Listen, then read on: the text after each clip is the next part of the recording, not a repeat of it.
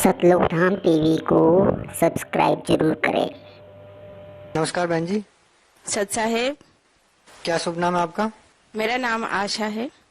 कहाँ से आए हैं आप? मैं सिगरौली जिले से आई हूँ। संत रामपाल जी महाराज जी शरण में आने से पहले आप क्या भक्ति साधनाएं करते थे? मैं संत रामपाल जी महाराज जी की शरण में आने से पहले मैंने हर देवी देवता की भक्ति करी है। बचपन से ही मुझे लगाव था। मैंने गणेश जी से शुरुआत करी थी। गणेश जी से शुरुआत करने से फिर मुझे लगा कि नहीं, कुछ मुझे लाभ नहीं मिल रहा है, तो मैंने शिव भगवान की करी, वहां भी लाभ नहीं मिला। मैंने देवी की करी, देवी की करने से ऐसा लगा कि नहीं कुछ मिल रहा है। मैं फिर देवी में ही अटक गई। उसके बाद फिर लगा कि नहीं, कुछ फायदा नहीं हो रहा है। उसके बाद मैं ओम शांति से ब्रह्म कुमारी आश्रम से जुड़ी। मैं ब्रह्म कुमारी आश्रम से जुड़ने के बाद कुछ मन में ऐसा संतोष हुआ कि नहीं, कुछ है यहाँ, कुछ शांति मिली मुझे। फिर मैं उसी में लगी रही। फिर ऐसे लगे लगे वहां भी मुझे ऐसा लगा कि नहीं, यहाँ भी कुछ नहीं है। मन में एकदम खिन्न हो गया कि अब मैं कहाँ जाऊं। बहुत तकलीफ होने लगी मन में। फिर मैं परेशान रहने लग गई, तबीयत भी मेरी खराब रहने लगी। बहुत दुख होने लगा मुझे कि क्या जीवन है, यहाँ तो कुछ सुख शांति है ही नहीं। किसकी भक्ति करे, कहाँ जाएं, कहीं कुछ भी नहीं मिल रहा था मुझे। मैंने ऐसे ही करते करते भगवत गीता पढ़ी। भगवत गीता को पढ़कर ऐसा लगा कि लोगों से सुना था मैंने कि इसको पढ़ने से मन के जो सवाल रहते हैं वो कहीं ना कहीं उसका उत्तर मिल जाता है। लेकिन मेरे साथ उल्टा हो गया। मैं गीता को पढ़ते पढ़ते ऐसा दिमाग खराब हुआ कि मैंने उसको ऐसी फेंकी कि फिर मैंने नहीं उठाई। उसमें ऐसे शब्द थे कि आप जगत तत्वदर्शी संत की खोज करिए। उसका सार यही निकला। मैंने उसको जितना भी पढ़ा समझा तो उसका सार यही निकला कि आप तत्वदर्शी संत की खोज करिए और उनसे नाम लीजिए। मैं बोली अब मैं कहाँ जाऊं, किसको मैं तत्वदर्शी संत मानूं, कौन है, मुझे कौन मिलेगा। फिर मेरी खोज ये समझ ली कि समाप्ति हो गई। फिर मैंने इस पर ध्यान नहीं दिया, परेशान रहने लग गई। पर मन में ये इच्छा थी कि मुझे कोई तो मिले, कहीं से तो सुख मिले। ऐसे ही सब पे परेशान ही रह गई। बहन जी, जो पहले आप भक्ति करते थे उन भक्ति को करने से आपको क्या लाभ मिला? सर, मुझे कुछ भी लाभ नहीं हुआ। मैं बस परेशान ही रही। कुछ होते थे जैसे, ताकि भगवान से श्रद्धा ना हटे, थोड़े थोड़े होते रहे, लेकिन मन को शांति नहीं मिली। परेशान ही रही मैं। आप संत रामपाल जी महाराज की शरण में कैसे आए? सर, मैं संत रामपाल जी महाराज जी की शरण में ऐसे आई कि संत रामपाल जी महाराज जी ने हर जगह प्रचार करवाया है। और गुरुजी ने हमारे यहाँ सिगरौली में भी गुरुजी की गाड़ी गई, वहाँ प्रचार हुआ। संयोग ही था कि मैं उस दिन मार्केट आई थी और गाड़ी में पेट्रोल खत्म हो गया था। ये सब एक संयोग ही था। गाड़ी में पेट्रोल खत्म हो गया। मैं वहीं चौराहे पर खड़ी हो गई और चौराहे पर ही गाड़ी खड़ी हुई थी। उसमें से एक भगत जी आए और उन्होंने मुझे एक पुस्तक दी। बोले दीदी ये पुस्तक ले लीजिए। उस गाड़ी भी वहीं खड़ी थी और मैं पुस्तक को भी उलट पलट के देख रही थी। मुझे ऐसा लग रहा था जैसे इसमें ब्रह्मा कुमारी वाला ही ज्ञान है। उस पुस्तक को लेने का मेरा कोई भी विचार नहीं था। मैं वापस करने लग गई तो भगत जी ने बोला दीदी ले लीजिए, अच्छी पुस्तक है। मैंने कहा कि कितनी कीमत है? उन्होंने कहा 10 रुपया। मुझे बहुत अच्छा लगा कि इतनी मोटी पुस्तक 10 रुपए। फिर भी मैं सोची, लेकिन गुरु मालिक की इच्छा हुई, मन में ऐसी इच्छा हुई कि चलो हम तो ऐसे ही पैसे फेंक देते हैं। मैंने वो 10 रुपए की पुस्तक फिर मैंने ले ली और फिर मैंने उस पुस्तक को पढ़ी। मैं उस पुस्तक को पढ़ के 2-3 पेज ही मैंने पढ़े थे। उसमें एक वर्ड आया कि भगवान कोई गाय ढोर नहीं है जिनको कैद करके रखा जाए। ये शब्द मेरे मन को इतना लगा कि वाकई इस पुस्तक में मेरे मन की बातें हैं। मुझे वो पुस्तक बहुत अच्छी लगी और उस पुस्तक को पढ़ के मेरे मन में उमंग आया कि नहीं, मेरे मन में जो सवाल बचपन से उठ रहे हैं, जिसका जवाब मुझे कहीं नहीं मिला, कोई नहीं दे पाया, शायद इस पुस्तक में वो जवाब मुझे मिले। और मैंने अपनी खुशी मेरे आसपास जो भी थे मैंने सबसे जाहिर करी और उस पुस्तक को फिर मैं आगे पढ़ी। आगे पढ़ते पढ़ते मुझे बहुत अच्छा लगा, बहुत ही अच्छा लगा।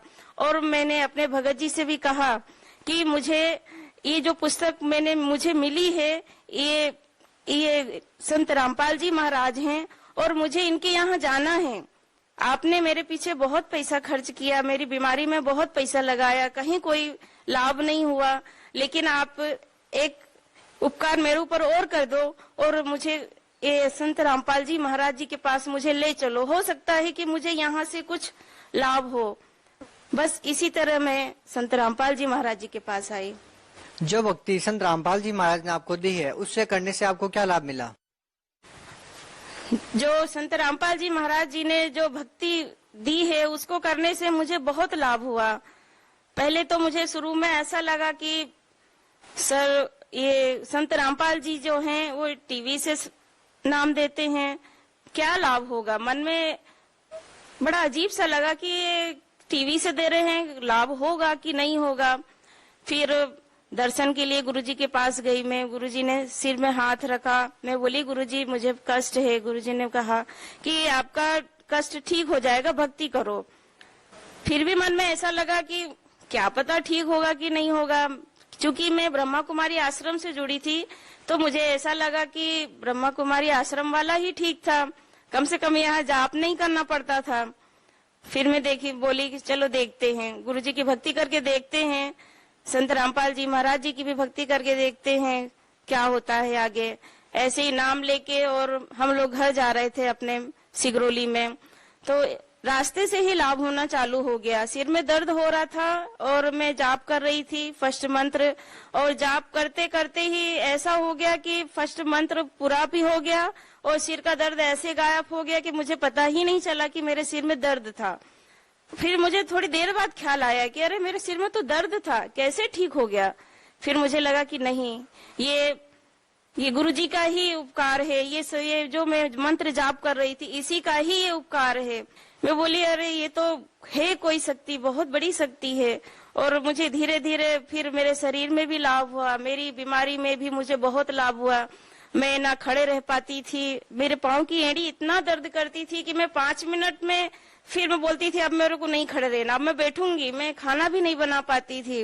और मेरे जॉइंट पेन था, पूरे अंग अंग में मेरे जॉइंट पेन था, जिसका इलाज मैंने हर जगह कराया। डॉक्टरों ने भी ये कह दिया था कि ये जॉइंट पेन अब ये जाने वाला नहीं है, ये अब तुम्हारे साथ ही जाएगा। तो मुझे बहुत दुख होता था, मुझे ऐसा लगता था कि मैं मर जाऊं तो ही अच्छा है। लेकिन मैं गुरुजी के पास आई और मेरे जॉइंट पेन भी जाप करते करते कब गायब हो गए मुझे पता ही नहीं चला। और मेरे शरीर में जितनी भी बीमारियां थी, बहुत बीमारियां थी, मैं बहुत परेशान रहती थी। पेट में गैस बनना, सिर में दर्द होना, घुटने में, कंधे में, कमर में, बहुत तकलीफ में मैं रहती थी। और ये सब तकलीफें मेरी 1 महीने में सारी तकलीफें मेरी खत्म हो गई और गुरुजी के प्रति मेरी श्रद्धा बहुत ज्यादा बन गई थी।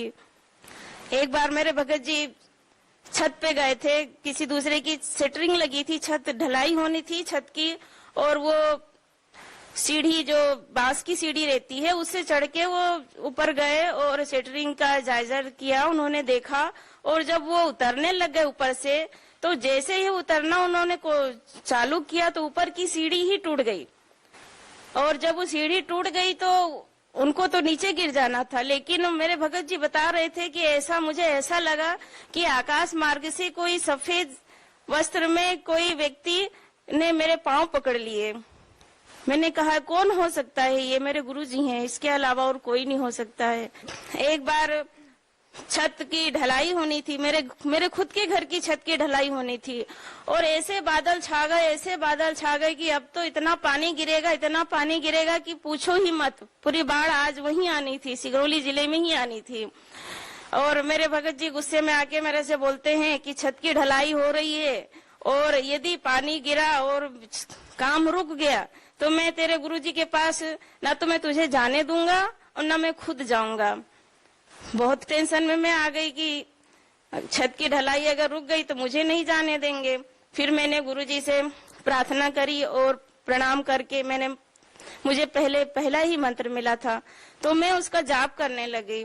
और मंत्र का जाप पूरा होते होते कुछ बूंदे तो आई थी, छत में कुछ बूंदे दिखती थी, लेकिन और ऐसे बादल छट गए जैसे कि कहीं यहाँ कुछ था ही नहीं। बड़ा अच्छा लगा मुझे कि देखो गुरुजी कितना कितना बड़ा कष्ट काट देते हैं। नहीं तो आज ये क्या होना था, छत की ढलाई भी रुक जाती, पूरा मटेरियल सब खराब हो जाना था। मेरे परमात्मा ने, मेरे संत रामपाल जी महाराज जी ने बहुत दया करी है, बहुत। बरवाला की घटना के बाद संत रामपाल जी महाराज अभी जेल में हैं, तो उनके प्रति आपकी आस्था कैसी है? उतनी ही श्रद्धा है जितनी पहले थी, ये कहे कि और भी ज्यादा है। क्योंकि कुछ लोग बोलते हैं कि आपके गुरुजी तो जेल चले गए और आप अभी भी मानते हैं। मैं बोली क्यों, हम लोग क्यों ना माने? आज कृष्ण भगवान और राम जी तो नहीं है इस दुनिया में, फिर क्यों आप उनको मानते हैं? हमारे गुरुजी तो हैं। हमारे संत रामपाल जी महाराज जी ने तो इस देश का उपकार करने के लिए वो जेल में गए हैं। हम कैसे उनको छोड़ दें? हम नहीं छोड़ सकते हैं। और हम जाएं भी तो जाएं कहाँ? हमने तो सभी को परख लिया। अब जबकि संत रामपाल जी महाराज जेल में है, तो क्यों ना आप किसी और संत को गुरु बना लें? और जो धर्म गुरु हैं वो मन आचरण बताते हैं, और कोई कुछ बता रहा है, कोई कुछ बता रहा है, लेकिन हमारे गुरुजी शास्त्रों के अनुसार जो विधि है वही हमें बताते हैं और सबका प्रमाण हमें बताते हैं। और हमारे संत रामपाल जी महाराज कबीर साहेब के भेजे हुए नुमाइंदे हैं, और उनके द्वारा दी गई भक्ति जो शास्त्रों के अनुसार है उसको करने से ही हमारा मोक्ष होगा। आप भगत समाज को क्या संदेश देना चाहेंगी? मैं भक्त समाज को यही संदेश देना चाहूंगी कि ठीक है, आप मुक्ति के लिए ना आइए, लेकिन यहाँ इतना दुख है इस दुनिया में, इतनी परेशानियां हैं, कम से कम आप उनको घटाने के लिए तो आ जाइए। ये मत अपना अभिमान तो छोड़ दीजिए कि हम इतने अभिमान में क्यों जी रहे हैं कि इतना दुखी होते हुए भी और कोई ये बताए कि यहाँ जाने से हमारे कष्ट दूर होंगे। कम से कम अपना कष्ट दूर करने के लिए तो आ जाइए। मैं बस इतना ही संदेश देना चाहूंगी। मोक्ष तो यहाँ मिलना ही मिलना है। जो भी किसी भी कारण से आए, चाहे वो ज्ञान के लिए आए या फिर अपना कष्ट लेके आए, मोक्ष तो होना ही होना है। और यहाँ आइए, किसी भी परिस्थिति में आइए और अपना मोक्ष करवाइए, अपना कल्याण करवाइए। संत रामपाल जी महाराज पूर्ण परमात्मा हैं। आप और पूर्ण परमात्मा हमारे गुरुजी शास्त्रों के अनुसार विधि बताते हैं, भक्ति बताते हैं, और इन्हीं को करने से ही मोक्ष होगा। और आप आइए और अपना कल्याण करवाइए, अपना मोक्ष करवाइए। जी बहुत बहुत धन्यवाद आपका। सत साहेब।